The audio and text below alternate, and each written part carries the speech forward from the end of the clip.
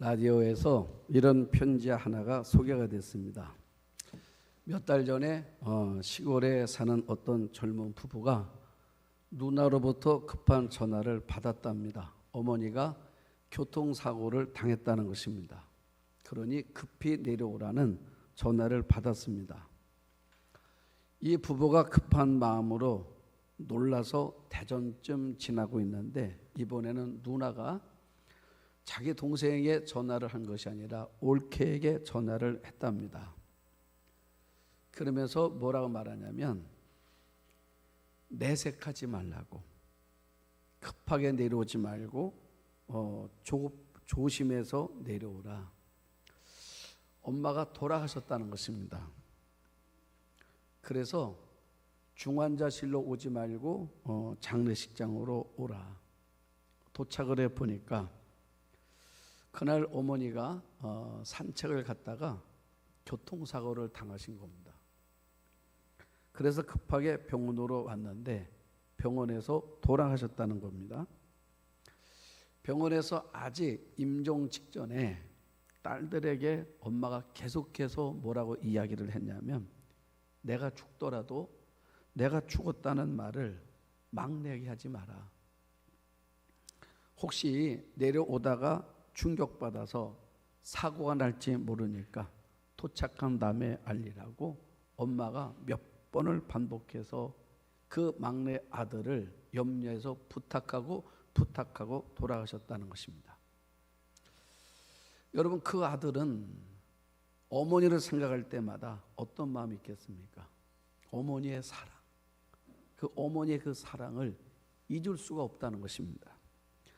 돌아가시는 그 순간에서까지도 혹시라도 내가 죽었다는 말을 듣고 아들이 놀란 마음에 운전 잘못해서 사고 날까 봐 그 아들 염려하는 엄마의 마음,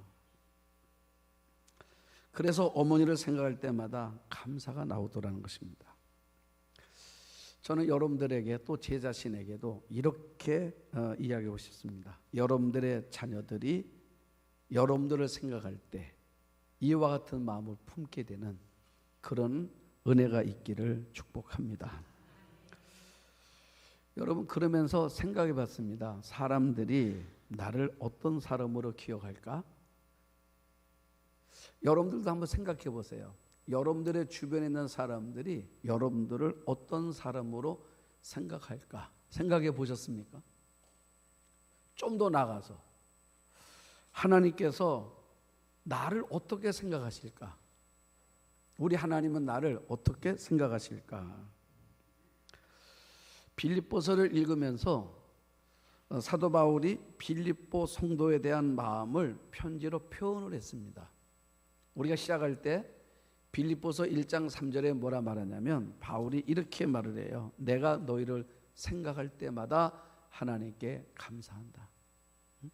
내가 너희를 생각할 때마다 하나님께 감사한다.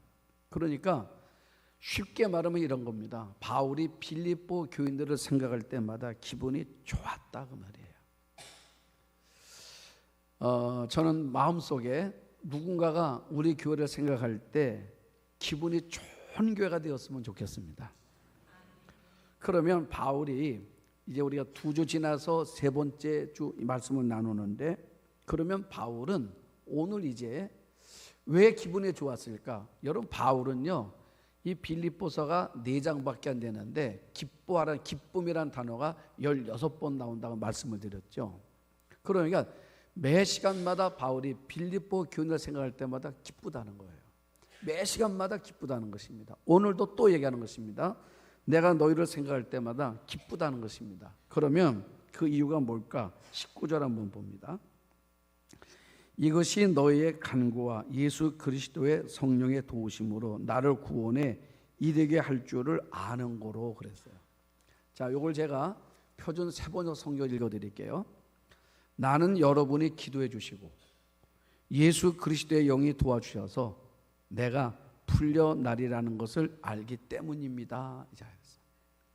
여기 구원이란 개정기역판은 구원이라고 썼는데 세번역 성경이나 표준 세번역, 공동번역은 다 뭐라고 바꿨냐면 이 구원이라는 단어를 석방으로 바꿨어요. 내가 풀려난다.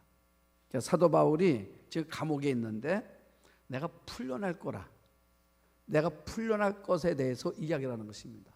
그러면 사도 바울은 내가 풀려날 것을 알고 있다고 말했는데, 그럼 내가 풀려나게 되는 근거가 뭐냐? 두 가지를 얘기를 해요. 자, 하나는 뭐냐면, 자, 표준 세 번역을 제가 볼게요. 첫 번째 이유는 나는 여러분들이 나를 위해서 기도해 주고 있기 때문에 나는 이 감옥에서 풀려날 것을 나는 알고 있습니다. 이 얘기하는 거예요. 네?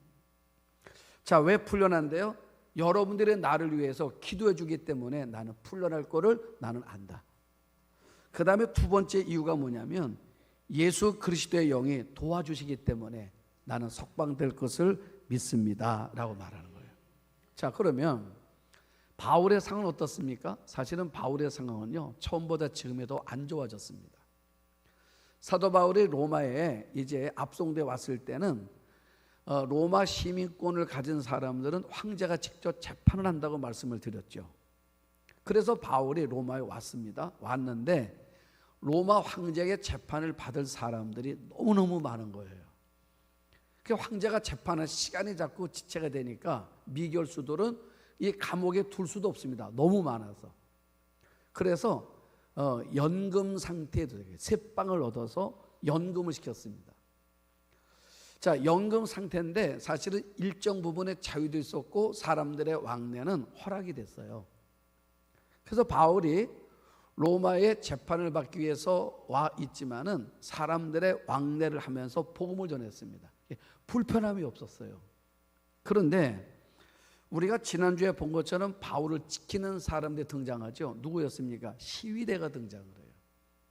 그럼 바울이 이제 렌트, 연금 상태에서 구체적으로 이제는 감옥으로 안으로 들어간 겁니다. 로마의 지하 감옥 안으로 들어간 거예요. 이제는 사람을 만날 수도 없습니다. 모든 게 다 불편합니다. 그런데 거기다가 이제 그 재판의 판결에 대한 내용들이 부정적으로 자꾸 들려오는 것입니다. 절망할 수도 있고 낙심할 수도 있습니다. 그런데 바울이 뭐라 말하냐면 내가 곧 풀려날 거라는 것입니다. 환경과 상황은 풀려날 것 같지 않은데 바울은 뭐라 말하냐면 그 환경과 상황에 상관없이 나는 풀려날 거라고 말하는 것입니다.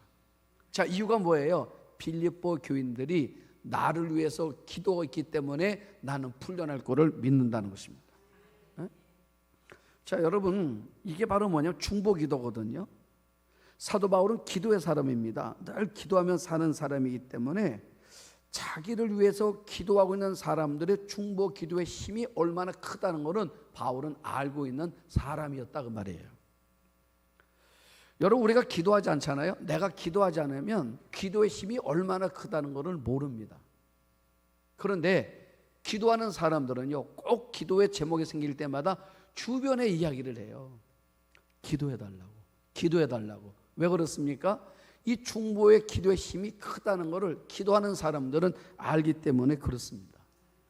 그래서 바울 서신을 보면은 곳곳마다 중보 기도를 부탁하고 있는 것을 볼 수가 있습니다. 이유가 뭐냐면 바울은 모든 사역의 힘이 중보 기도의 힘이 있다는 것을 알고 있기 때문에 그렇다고 말이에요. 여러분, 중보 기도입니다. 제가 한 20년 전에 감리교회 윤충병 감독님이 계세요. 목사님이 계시는데 이분이 한국 감리교회사를 전공을 하셨어요. 근데 20년 전에 이분이 했던 이야기가 늘 마음에 새겨져요. 기억이 나고 이런 얘기입니다. 제이콥 로버트 무수 선교사가 있는데 이 무수 선교사는 저 강원도, 그래서 원주와 춘천 지역을 선교했던 선교사입니다. 그런데 이분의 이야기를 들려줬습니다. 한 번은 이 무수 선교사가 이제 우체국에 미국에서 이제 보내주는 선교비를 찾으러 가서 선교비를 찾아가지고 나오는데 그 동네에 불량배들이요 뒤따라오는 것입니다. 그 불량배들이 그 선교사가 돈을 찾았다는 알고 그 돈을 강탈하려고 뒤를 따라오는 것입니다. 뒤돌아볼 때마다 이 불량배들이 계속 따라오는 거예요. 이 선교사 마음이 불안한 겁니다.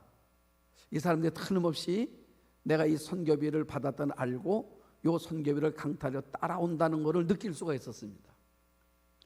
근데 문제는 뭐냐면 이제 시내의 어구를 지나서 고개를 넘어가야 되는데 여기 사람들이 없잖아요.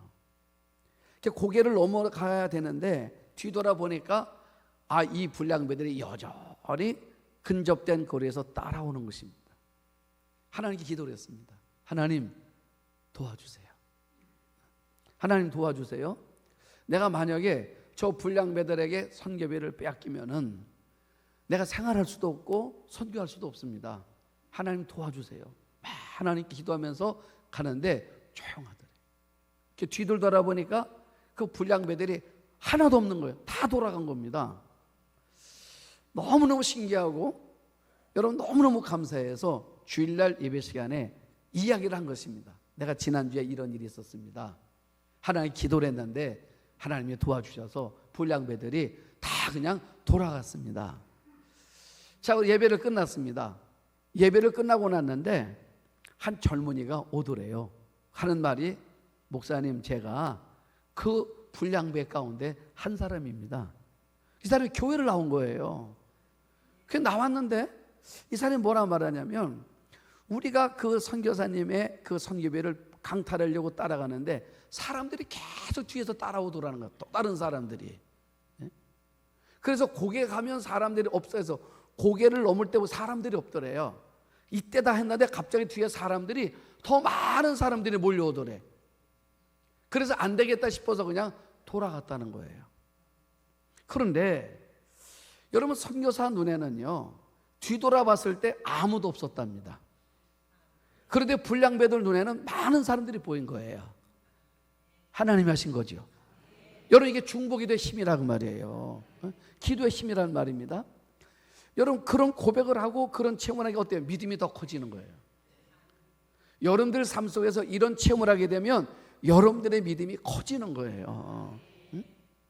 그리고 이제 선교의 이 안식년이 되어가지고 미국으로 돌아갔습니다. 남감리에서 파송한 선교사인데 모교에 가가지고 이제 자기가 설교하면서 한국에 있었던 이야기를 간증을 했습니다. 간증을 하고 예배를 마치고 났는데 이제 그 교회에 이 무수 선교사를 위한 중보 기도팀이 있었는데 그 기도팀원 가운데 한 분이 오셔서 묻더래요. 그게 언제였냐고. 왜 그러는지 글쎄 한번 언제였냐고 묻더래요.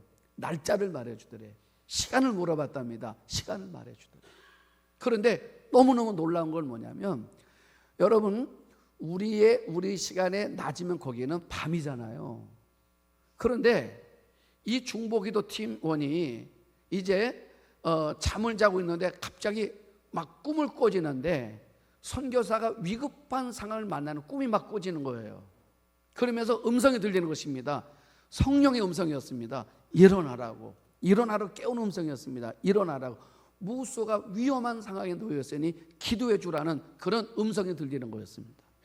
그래서 깜짝 놀래 깨가지고 그 무수를 위한 중보팀원들에게 그 밤에 전화를 다 돌렸답니다. 무슨 일인지 모르겠는데 성령의 내 마음속에 이런 음성을 주셨다.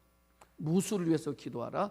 무수를 위해서 기도하라. 그가 지금 위험한 상황에 처해 있다. 그런데 그 상황이 언젠가 봤더니 고개를 넘는 시간이었어. 여러분 이게 바로 뭐예요? 이게 중보 기도의 힘이라는 것입니다. 중보 기도의 힘.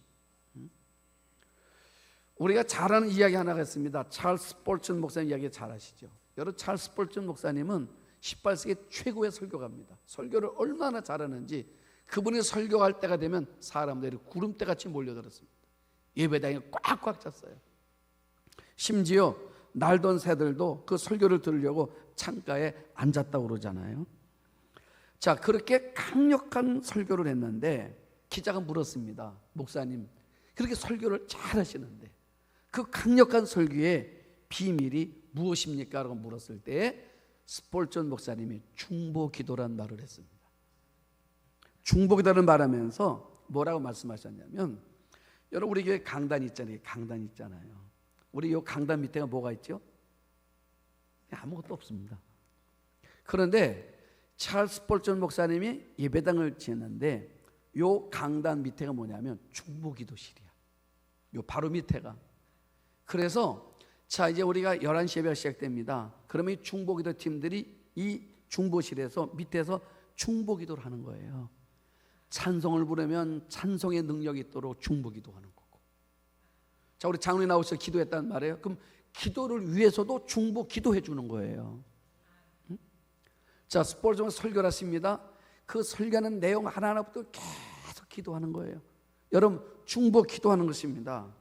그 기도가 그 설교에 생명을 불어넣어줬다 그 말이에요.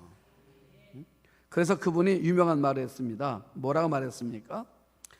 우리 교회 이 중보 기도실은 우리 교회의 영적 발전소입니다 그랬어요. 영적 발전소. 여러분, 불을 지피는 곳이라 그 말이에요. 그러니까 스펄전 목사님도 또 무스 선교사도 사도 바울도 뭘 알았냐면 중보 기도의 힘이 얼마나 크다는 것을 알았다 그 말이에요. 여러분, 중보자가 있는 교회는 행복한 교회입니다. 이런 중보자가 있는 목회자도 정말 행복한 목회자가 되는 것입니다. 하나님은 이런 교회를 축복하지 않으시겠습니까? 저는 여러분들도 여러분 자신을 위한 중보 기도 네트워크를 가지게 되기를 축복합니다. 여러분 자신들도 중보 기도 네트워크를 갖고 계시라고 말이에요. 그래서 살아가면서 어떤 문제가 있을 때마다 아니면 어떤 뭐 중요한 일이 있을 때마다 여러분들 개개인들의 중보 네트워크가 있어. 거기에다가 문자를 넣든 카톡을 넣든 전화를 해서 중보 기도해 달라. 왜요? 그 중보 기도의 힘이 크다는 것을 알면 이 중보 기도를 하게 된다고 말이에요. 그 여러분들도 관리를 하십시오. 그래서 문자도 넣기도 하고 카톡을 하기도 하고 서로 중보하는 거다 그 말이에요. 사도 바울은 빌립보 교인들의 중보 기도 때문에 지금 상황 힘들고 어렵지만 나는 반드시 이 감옥에서 나오게 될 거라고 믿었습니다. 또 하나 두 번째는 뭐냐면 바울은 빌립보 교인들의 중보와 더불어 성령의 도우심, 성령의 도우심으로 반드시 풀려날 것을 믿고 있었다고 바울은 고백하고 있습니다. 자, 19절 다시 한번 봅니다. 이것이 너희의 간구와 예수 그리스도의 성령의 도우심으로 나를 구원에 이르게 할 줄을 아는 거라고 그랬어요. 구원이 뭐라고 그랬죠? 영적을 얘기하는 게 아닙니다. 이거는 석방을 말하는 거예요. 풀려나는 걸 말하는 것입니다. 성령의 도우심으로 내가 풀려날 것을 내가 안다. 그러면 여기 도우심이라는 단어가 있어요. 이 헬라어에 이 도우심이라는 헬라어 단어의 배경이 뭐냐면 이런 겁니다. 이 바울 시대 이 시대에는요, 이 헬라 사회는 축제가 많았대요. 축제가 행사가 많았어요. 그러면 이 행사가 규모가 큰 행사일 경우에는 비용이 많이 들잖아요. 비용이. 그럼 이 비용을 다 어디서 충당할 거냐? 그럼 대개 이 후원사 아니면 후원자들을 이제 찾게 되는데 대개 돈 많은 귀족들이 후원했답니다. 어떤 경우에는 왕이 후원하게 됐어요. 그러니까 귀족들이나 왕이 후원해 줌으로 인해서 이 행사들이 잘 진행이 될 수가 있었다 그 말이에요.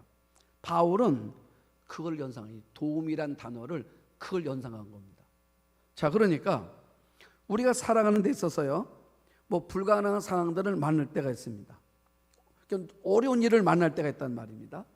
그때 바울의 마음은 뭐냐면 내가 어려움을 만났을 때 그 헬라의 축제를 보니까 후원해줘서 도와줘서 이 행사가 잘 진행되더라고 말이에요. 그러면 요 도움이 뭐냐? 바로 뭐냐면 내 인생에 있어서 나의 후원자, 나를 도와주는 분은 누구냐면 성령님이시다고 말하는 거예요. 그러니까 자, 여러분들이 살아가면서 내가 생각지 못했던 일들을 만났습니다. 이건 내가 할 수 있는 일 범위가 벗어난 일들이에요. 그럼 이 일들을 누가 도와줘야 되는데 그 돕는 분이 누구냐면 성령님이라는 거예요. 그런데 성령님인데 우리가 앞에 단어 하나가 요한복음 앞에 단어가 붙였어요. 성령님의 이름이 있습니다. 뭐라고 나오죠? 보혜사라고. 이 보혜사라고. 여러분 보혜사가 뭡니까? 이 파라클레토스라는 단어예요. 이 파라클레토스, 옆에 서서 이런 단어예요. 그러니까 바울은 뭐냐면 성령님은 항상 내 옆에 서서 나를 도와주는 분이다 그 말이에요. 그래서 성령님께서 나를 도와주시기 때문에 내가 이 일들이 매였던 일들이 풀려나게 되는 거다. 내가 그걸 믿는다 그 말이에요. 그러니까 바울은 뭐냐면 요 두 가지. 하나는 빌립보 교인들의 중보기도. 또 하나는 뭐라고요? 성령님의 도우심. 나는 여러분들의 삶 속에서 바울이 고백했던 요 두 가지가 여러분들의 믿음의 고백이 되기를 축복합니다. 예? 하나는 뭐라고요? 중보기도. 또 하나는 뭐라고요? 성령님의 도우심. 그러니까 성령님이 나를 도와주시고 또 누군가 나를 기도해 주기 때문에 여러분들의 만난 모든 상황들은 매여 있는 것이 아니라 풀려지는 상황으로 바뀌어지는 역사가 일어나게 될 것입니다. 자, 그 다음에 이제 바울이 이야기하는 것입니다. 바울이 두 번째 뭘 얘기하냐면 이제 나의 소망이 뭐냐, 내가 바라는 게 뭐냐, 그 얘기를 하는 것입니다. 20절, 21절을 봅니다. 나의 간절한 기대와 소망을 따라 아무 일에든지 부끄러워하지 아니하고 지금도 전과 같이 온전히 담대하여 살든지 죽든지 내 몸에서 그리스도가 존귀하게 되게 하려 하나니 이는 내게 사는 것이 그리스도니 죽는 것도 유익하다. 자, 무슨 말입니까? 여러분 여기 바울의 인생관이 나와 있는 거예요. 바울의 인생관. 바울은 내가 삶의 어떤 상황 속에서도 사람들이 나를 보면 예수님을 알게 되는 그런 삶을 내가 살고 싶다 그 말이에요. 사실 사도 바울은요, 예수 만난 전과 예수 만난 이후의 삶은 우리가 보면은 이게 세상적 눈으로 보면 달라요. 자, 여러분들 잘 보세요. 이게 가끔 그 버스에 보면은 이 지나가다가 이렇게 광고판에 붙은 게 있어요. 뭐라 써 있습니까? 전과 후. 그래서 뭐예요? 이랬던 얼굴이 이렇게 됐습니다. 이런 거 나오죠. 가끔 가다 보면. 그래서 자, 달라졌다는 것입니다. 달라졌는데 좋게 달라졌다 그 말이잖아요. 그러니까 여러분들도 이렇게 하면 이렇게 됩니다. 얘기해 주잖아요. 그거 보셨죠? 자, 그걸 본단 말이에요. 그래서 이게 쌍꺼풀 없는 친구들이 있어요. 그 젊은 여성들이 쌍꺼풀 수술하고 싶어해. 그렇죠? 제가 아는 목사님 따님도 쌍꺼풀 수술했는데 보여주더라고. 그런데 이전과 이후가 너무 다른 거예요. 훨씬 이뻐졌어요. 자, 그랬더니 그 본 사람들이 뭐란 말이에요? 소개해달라고 그러더라고. 내 주변에 있는 사람도 소개해달라고 얘기하더라고. 어디서 했느냐? 왜요? 좋아졌다는 거죠. 자, 그러면 여러분들이 예수를 믿는데 예수 믿기 전과 예수 믿은 이후의 삶이 예수 믿은 이유가 훨씬 좋아져야 예수 믿겠다고 하는 사람들이 많아질 거 아니겠습니까? 그런데 실상은 그래요, 안 그래요? 여러분, 대만 같은 나라는요, 일본 같은 나라도 그렇고요, 종교가 굉장히 많습니다. 기독교만 있는 게 아니에요. 무지무지하게 많아요. 그런데 이 사람의 특징은 뭐냐면 어떤 날은 이게 다 신이야. 자, 이게 신이 될 수도 있어요. 왜냐하면 요 컵만 들면 일이 잘 돼. 그러면 그 해는 이게 신이야. 그런데 오늘 보니까 이 컵을 들면 일이 꼬여. 이게 바뀌는 거예요, 신이. 그래서 어떤 사람들이 교회를 와요. 교회는 목적이 달라요, 우리와. 교회를 다니면 말이야, 일이 잘 돼. 애들도 잘 되는 것 같고, 그러면 교회를 열심히 다닙니다. 그러다가 오늘 보니까 애들이 올해는 잘 안 돼. 대학을 떨어졌어. 그 사람 그다음부터 교회 안 나온대. 별거 아니라는 거죠. 자, 이게 이 세상 사람들의 기준이란 말이에요. 그러면 세상적 기준으로 바울을 본다면 예수 믿겠냐 그 말이에요. 자, 바울은 예수 믿기 전 어땠습니까? 잘 나가는 사람입니다. 예수 믿기 전 바울은요, 잘 나가는 사람들입니다. 그리고 모든 것이 그의 뜻대로 다 됐습니다. 마음 원하면 원하는 대로 되는 겁니다. 그래서 사람들이 바울을 볼 때마다 부러워해요. 그러니까 바울이 어디 지나갈 때마다 사람 바울을 주목하는 것입니다. 왜요? 부럽다는 거죠. 그런데 예수를 만났어요. 다 잃어버렸습니다. 자, 모든 것이 이제는 내 뜻대로 안 돼요. 가는 데마다 매맞고 거절당하고 핍박하고, 내가 감옥에 가두는 사람이었는데 이제 내가 감옥에 갇히는 사람이 되고, 그러니 어느 누가 바울을 흠모하겠습니까? 사람들이 이제 바울을 배척해요. 외면해요. 그런데 바울은 뭐래요? 나는 기뻐한대. 나는 기쁘대. 여러분, 이전의 삶과 이후의 삶, 세상적 기준과 세상적 가치를 보면은 참 불행한 사람이에요. 자, 안 된 사람이었습니다. 근데 바울은 그 환경을 놓고 하는 말이 뭐냐면 나는 기쁘대. 매맞아도 기쁘대. 감옥에 갇혀도 기쁘대. 왠지 아십니까? 바울의 고백을 했습니다. 갈라디아서 2장 20절에 뭐란 말입니까? 내가 사는 것은 그리스도니.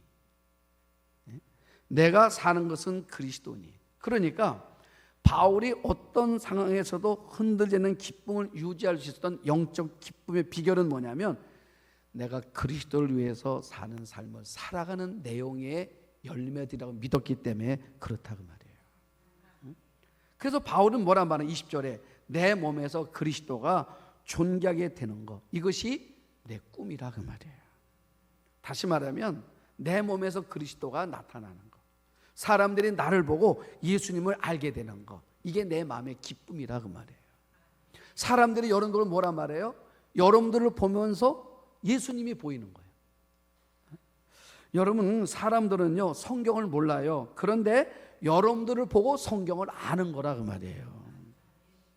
사도 바울이 사도행전 16장을 보니까 감옥에 갔습니다. 억울하게 왔잖아요. 빌립보 감옥에 왔는데, 자, 억울하게 왔는데, 그래서 바울은 억울하게 왔는데 거기서 매도 맞고 고문도 당하고 그랬습니다. 밤이 됐어요. 자, 몸은 어쩌면 상처로 아마 이 고통스러운 그런 시간임에도 불구하고 바울은 뭘 하죠? 노래를 불렀어요. 찬송을 했어요. 기도를 했습니다. 그거를 가수도 듣고 죄수들도 들었다고 그랬어요. 자, 그런데 갑자기 성령의 하나의 역사가 나타났습니다. 지진이 나면서 막 지진이 막 나더니 옥토가 움직이고, 그러면서 옥문이 열렸어요. 그리고 묶여있던 수갑들이 다 풀어졌습니다. 자, 그러자 죄수 어떻게 했어요? 다 도망 나갔어요. 간수가 깜짝 깨보니까 옥문이 열렸고 죄수들은 다 없는 거예요.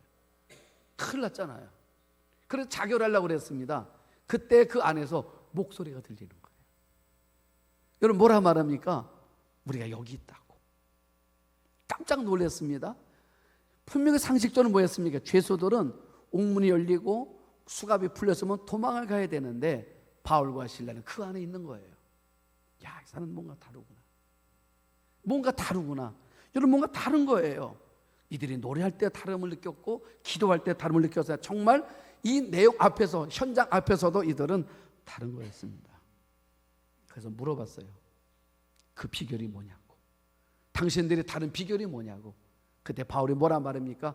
우리 안에 예수가 있다고. 우리 안에 예수가 있다고. 그러면 어떻게 하면 나도 그 예수를 믿을 수가 있겠냐고. 이렇게 복음을 전해주잖아요. 자, 복음을 듣고 났습니다. 복음을 듣고 나니까 어떻습니까? 미안한 마음이 드는 거예요. 왜요? 내가 저 바울을 고문했고 매질을 했거든.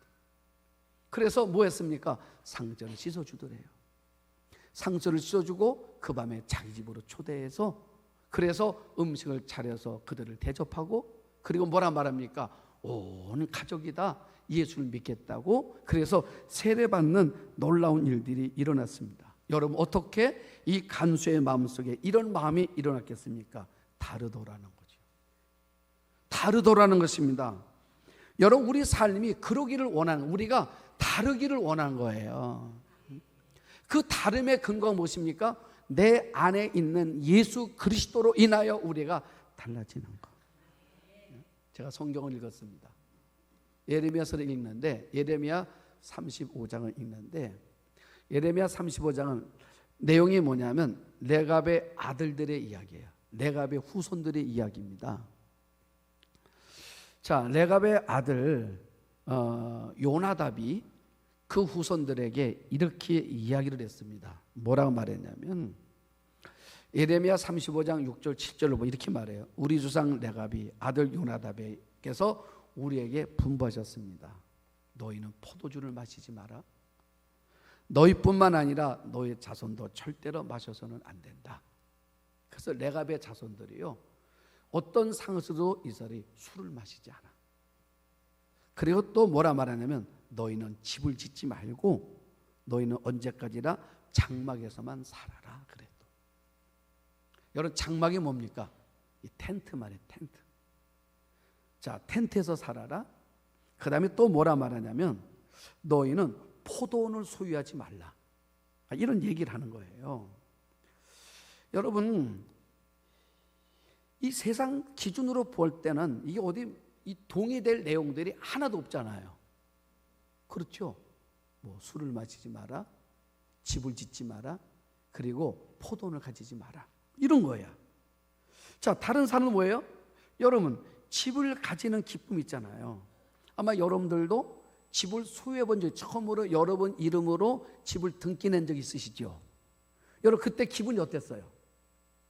잠도 안 오지요?